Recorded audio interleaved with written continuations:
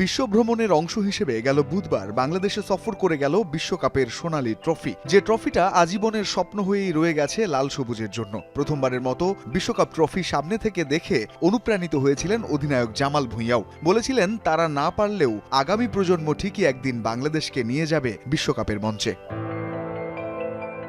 এবার খোদ ফিফা সভাপতি জিয়ান্নি ইনফান্তিনো স্বপ্ন দেখালেন বাংলাদেশকে। সম্প্রতি সামাজিক যোগাযোগ মাধ্যমে ইনফান্তিনোর কাছে তার এক অনুসারী প্রশ্ন রাখেন, বাংলাদেশ কি কখনো বিশ্বকাপ খেলতে পারবে?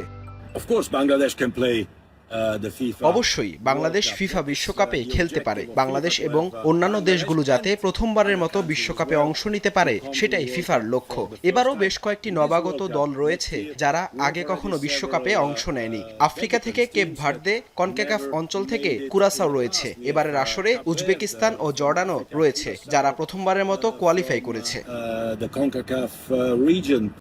গত ডিসেম্বরে ফিফা আরব কাপের ফাইনাল দেখতে কাতারের দোহায় গিয়েছিলেন সভাপতি ইনফান্তিনো। সে সময়ের একটি ভিডিও শুক্রবার নিজের ভেরিফাইড ইনস্টাগ্রামে পোস্ট করেছেন তিনি। সেখানেই এক প্রশ্নের জবাবে বাংলাদেশকে ভবিষ্যতে বিশ্বকাপের বড় মঞ্চে দেখার আশা ব্যক্ত করেছেন। শুধু তাই নয়, বাংলাদেশে ফুটবলের জনপ্রিয়তায় মুগ্ধ ফিফা বস।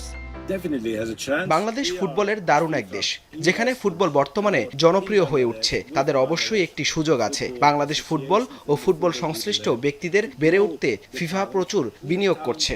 বাংলাদেশ সহ বিশ্বের সব জায়গায় প্রতিভা রয়েছে এবং আমরা অদূর ভবিষ্যতে বাংলাদেশকে বিশ্বকাপে দেখার অপেক্ষায় আছি।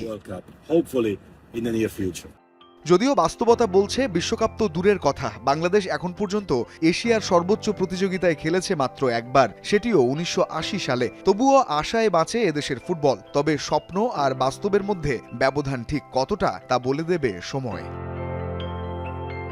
রঞ্জন শান্ত, যমুনা স্পোর্টস।